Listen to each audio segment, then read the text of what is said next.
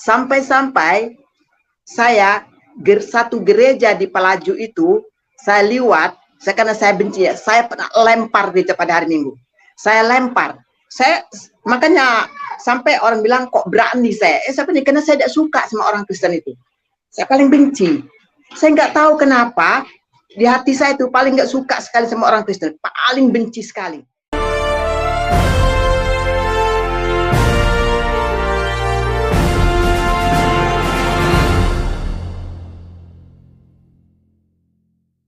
Saya dulu adalah dari agama Islam. Saya dari agama Islam dan saya harus mengikuti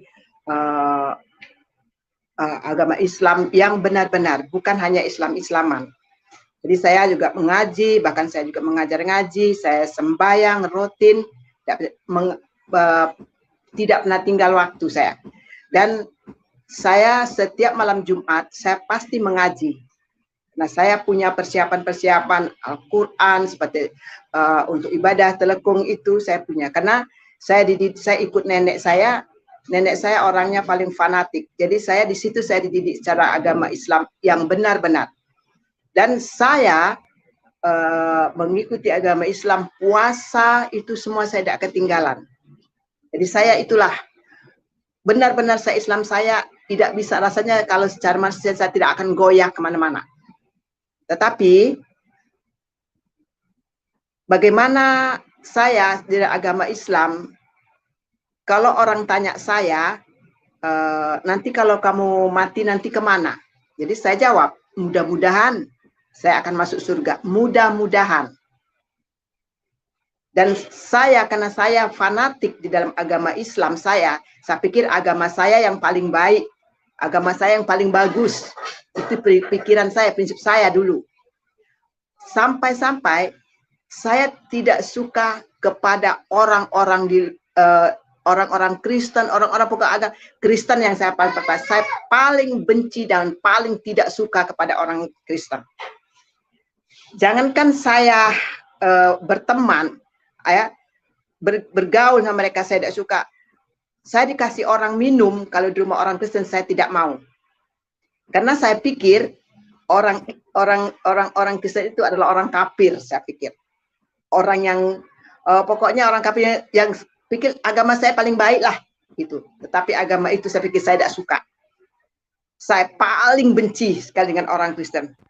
Saya tidak suka, paling bencinya orang Kristen. Saya nggak suka. Nah, di situ sampai-sampai saya satu gereja di Pelaju itu saya liwat, karena saya benci ya, saya pernah lempar gereja pada hari Minggu. Saya lempar. Makanya sampai orang bilang kok berani saya. Sebenarnya karena saya tidak suka sama orang Kristen itu. Saya paling benci. Saya nggak tahu kenapa di hati saya itu paling nggak suka sekali sama orang Kristen. Paling benci sekali. Orang punya saya mau pinjam barang orang Kristen, saya nggak mau pinjam barang orang Kristen. Karena saya pikir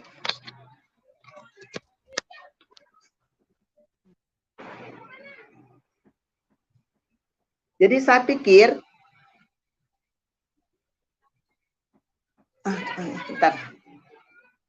Halo? Jadi saya pikir kalau saya pinjam barang orang Kristen itu, saya pegangnya saya najis. Jadi kalau saya minum gelas di rumah orang Kristen, saya bertamu, saya pikir gelas yang orang itu saya katakan najis.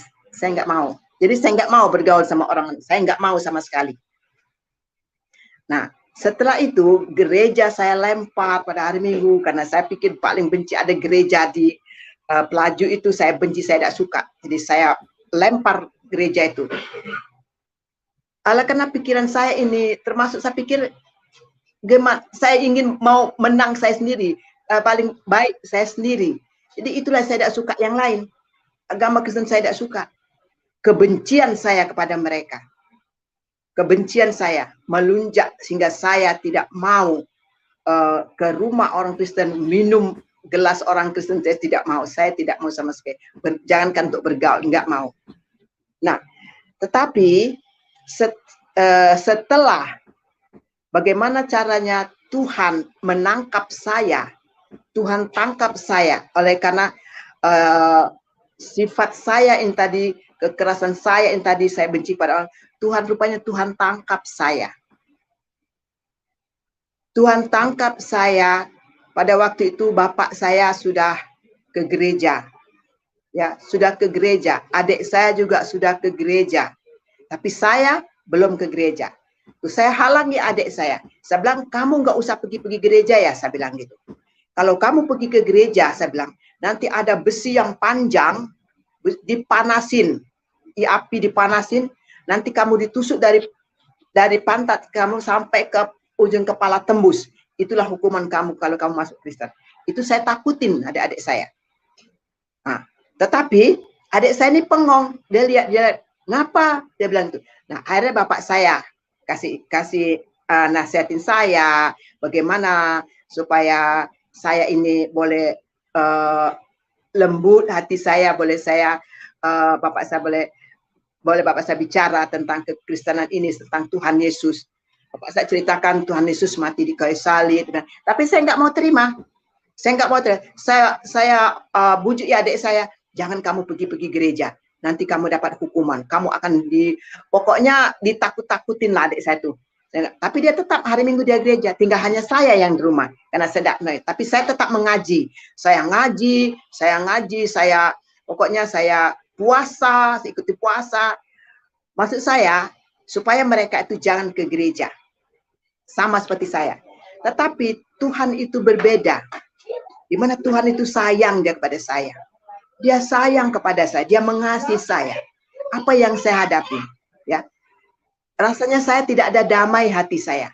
Tidak ada sukacita hati saya. Hanya ada kebencian yang ada di hati saya.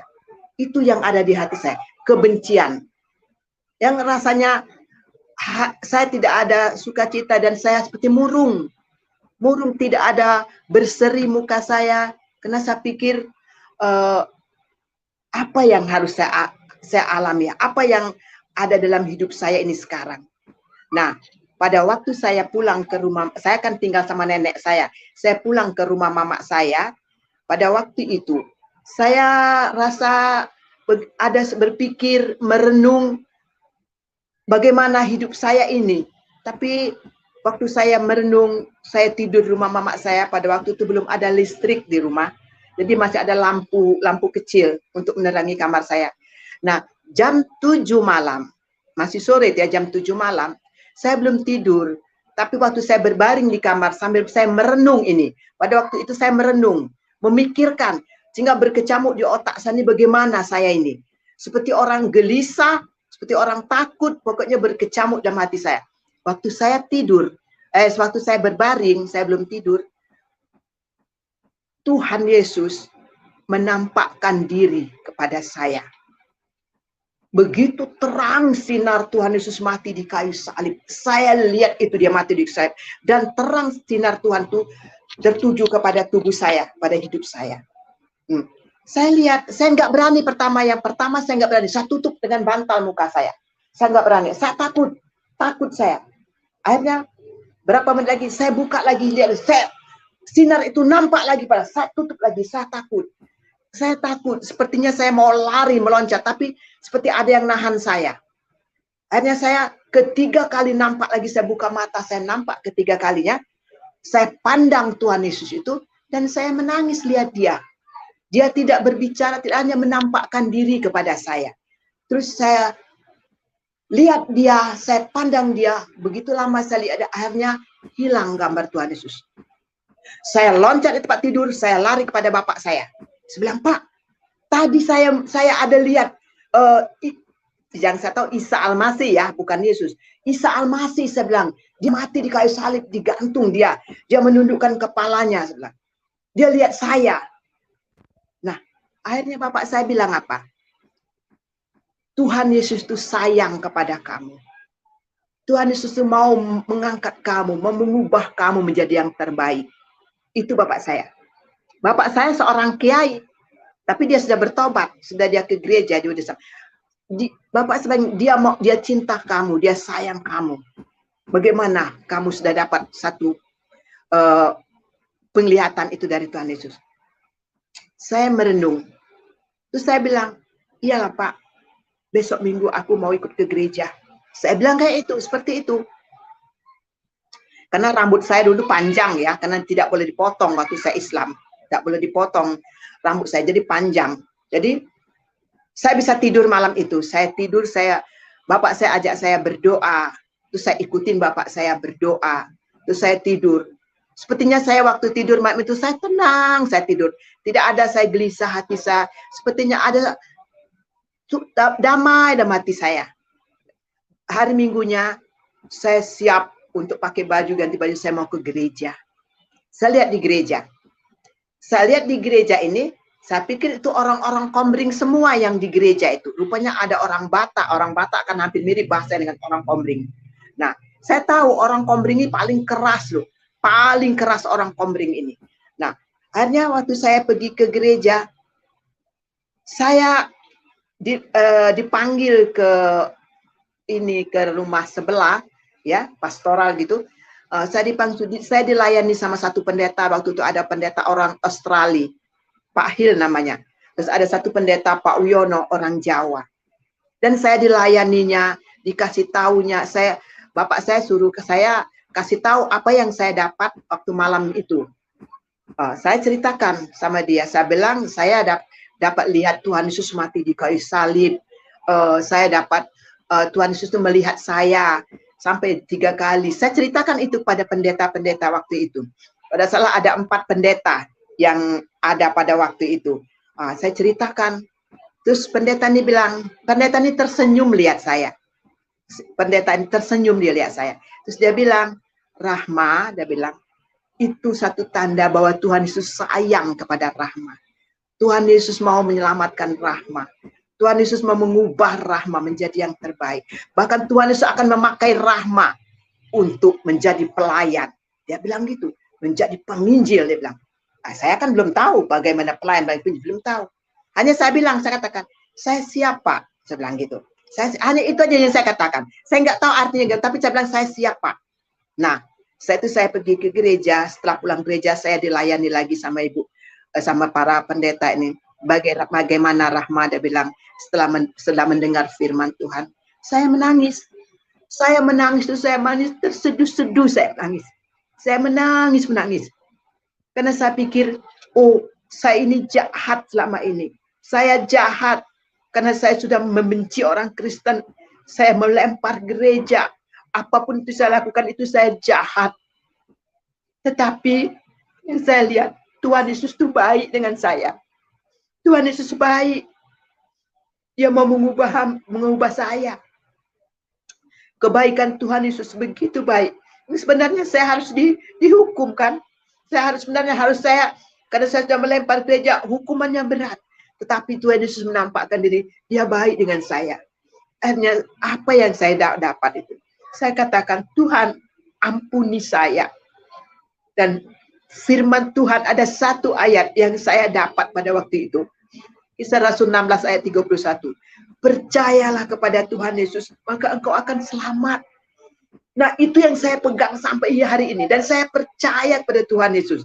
Bahwa Tuhan Yesus sudah menyelamatkan saya. Tuhan Yesus sudah mengubah saya. Yang tadinya saya jahat kepada orang-orang Kristen. Yang saya benci kepada orang-orang Kristen.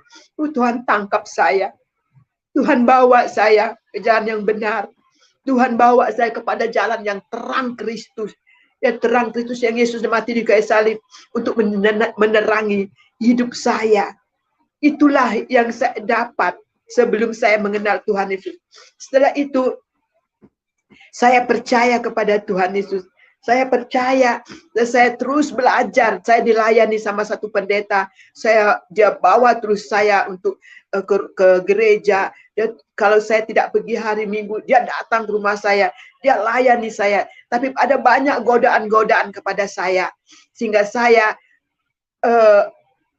tidak bisa lagi ke gereja supaya saya dihalang. Tapi pendeta selalu menasihat saya. Dan disitulah akhirnya saya berlutut di hadapan Tuhan. Di hadapan pendeta-pendeta, dia layani saya. Bahwa Rahma akan dipakai Tuhan. Rahma akan menjadi pelayan Tuhan. Di situ Dan kalau saya ingat itu, saya menangis sampai sekarang. Bagaimana Tuhan itu baiknya kepada saya. Bagaimana Tuhan itu mengubah saya sampai hari ini. Dan disitulah saya, setelah saya bertobat beberapa 2 bulan, saya dibaptis. Saya dibaptis di Kota Palembang, di Sungai Kundur. Ya, di Sungai Kundur, di situ ada rumah sakit kusta. Itu di sungai, itu ada sungai. Di situ saya dibaptis tahun 68. Saya dibaptis dan disaksikan sama banyak pendeta-pendeta. Karena waktu itu belum banyak orang orang Komering yang bisa bertobat, bisa dihitung. Mungkin saya, keluarga saya sama ada satu orang Katolik, itu yang saya tahu, yang orang Komering. Dan di situ saya dibaptis, saya di Islam di situ. Akhirnya mereka, setelah saya keluar dari baptisan itu, saya dipeluk semua pendeta-pendeta dan saya merasakan kasih sayang orang-orang Kristen pada waktu itu. Dan saya sungguh-sungguh luar biasa apa yang saya dapat. Setelah saya dapat, saya dibaptis. Berapa lama saya ingat apa yang dikatakan pendeta, bahwa Rahma akan menjadi pelayan, akan memenangkan jiwa-jiwa. Tuhan pakai Rahma. Saya katakan, Tuhan, setelah saya sudah banyak dilayani, setiap hari saya dilayani. Saya dikasih pelayanan-pelayanan firman Tuhan, saya dilayani. Karena belum pertobatan saya itu dulu, waktu itu luar biasa. Saya luar biasa. Setelah saya dilayani, saya katakan, Tuhan, saya berterima kasih, saya bertemu dengan Tuhan. Berterima kasih Tuhan sudah menyelamatkan saya, membawa saya kepada terang Kristus. Sehingga pada waktu Tuhan orang katakan nanti kamu kemana, saya tidak katakan mudah-mudahan. Pasti, karena saya sudah menjadi murid Tuhan Yesus. Saya menjadi milik Tuhan Yesus. Dan setiap Tuhan panggil saya sudah pasti untuk masuk ke surga. Karena Bapa saya ada di surga. Nah itulah, sampai hari ini, saya percaya Tuhan pakai saya. Saya menyerahkan diri di gereja GKII dan saya disekolahkan dari GKII untuk ke teologia, dan saya selama 3 tahun saya dididik di dalam teologia, dan akhirnya saya keluar, saya melayani jiwa-jiwa. Hati saya sampai hari ini katakan, saya akan memenangkan jiwa-jiwa yang belum diselamatkan. Tuhan pakai saya untuk menyelamatkan mereka. Dan sampai hari ini visi dan misi saya untuk melayani jiwa-jiwa. Dan sekarang saya selalu berdoa di menara doa di gereja GBI Epata. Dan saya percaya Tuhan akan tolong saya sampai akhir hidup saya untuk melayani Tuhan, untuk melakukan berjiwa-jiwa untuk mereka boleh mengenal Tuhan. Dan saya terus berdoa supaya Tuhan pakai saya. Walaupun saya sudah tua umur saya bersyukur umur saya hampir 70 tahun, tapi Tuhan kasih bonus saya yang luar biasa. Saya tetap kuat, saya tetap masih bisa berjalan untuk pergi ke gereja. Saya tidak ditemani orang, saya pergi sendiri. Saya bisa, karena itulah kasih Tuhan kepada saya. Itulah perbuatan Tuhan kepada saya yang saya alami. Dan sekarang saya pun akan berbagi kepada orang-orang yang belum menerima Tuhan, supaya mereka pun bertobat dan percaya kepada Tuhan Yesus, supaya mereka juga menerima mahkota di surga. Mereka akan menerima, mereka ada tempat di surga nanti. Tidak ada yang mudah-mudahan, pasti yang masuk surga setelah menerima Tuhan Yesus.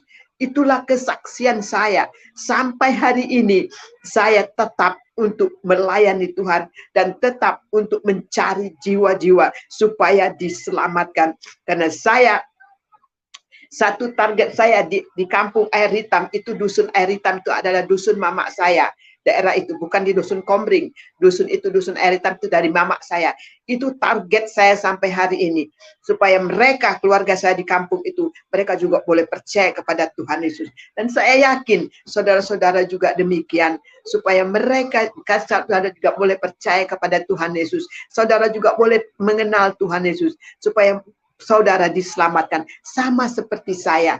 Apa yang saya sudah buat, yang sudah kejahatan-kejahatan saya, tapi Tuhan tangkap saya, Tuhan rubah saya menjadi yang terbaik. Bahkan Tuhan bawa saya, menjadikan saya penjala orang. menjadi penjala orang supaya ada banyak jiwa-jiwa diselamatkan. Inilah kesaksian saya bahwa saya sampai hari ini Tuhan berkati saya dan memberkati keluarga saya dengan kehidupan penuh dengan damai dan sukacita oleh karena ada Yesus di dalam kehidupan kami. Terima kasih, Tuhan memberkati. Amin. Ya, kita telah mendengarkan kesaksian yang luar biasa dari seorang ibu guru ngaji yang akhirnya percaya kepada Tuhan Yesus karena ulahnya yang bisa dikatakan konyol dan buat kita sebenarnya bodoh. Karena dia pikir ketika dia melempar gereja, dia telah menyakiti perasaan orang Kristen, padahal salah besar. Dia tidak tahu sebenarnya bahwa dia telah melukai hati Tuhan.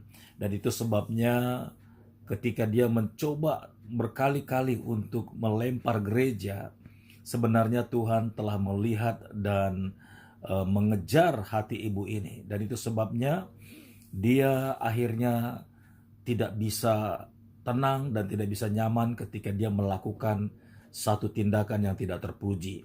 Dan Tuhan Yesus tangkap ibu ini dengan pengalaman spiritual yang luar biasa. Nah, saudaraku yang diberkati oleh Tuhan, kiranya kesaksian yang telah kita dengar ini menjadi berkat bagi kita semuanya. Dan juga jikalau ada orang-orang yang mendengarkan video ini dan menyaksikan video ini tetapi bukan dari umat Kristen tetapi dari agama Islam, ya kiranya pengalaman ibu guru ngaji ini ya menjadi contoh bagi saudara-saudara agar saudara-saudara tidak berlaku bodoh dan tidak berlaku jahat kepada umat Kristen.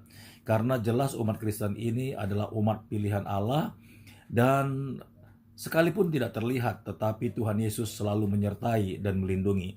Barang siapa yang melukai perasaan atau menyakiti hati orang-orang yang percaya, sesungguhnya dia melukai dan menyakiti hati Tuhan. Tentu Tuhan akan punya perkara dan urusan dengan orang itu. Jangan sekali-kali berbuat jahat dengan anak-anak Tuhan, anak-anak kerajaan Allah. Karena lawanmu bukanlah manusia, tetapi Tuhan. Ya, kiranya video ini boleh menjadi berkat bagi kita semuanya. Sampai jumpa di video berikutnya. Pastor Daud mengucapkan terima kasih. Tuhan Yesus memberkati. Shalom.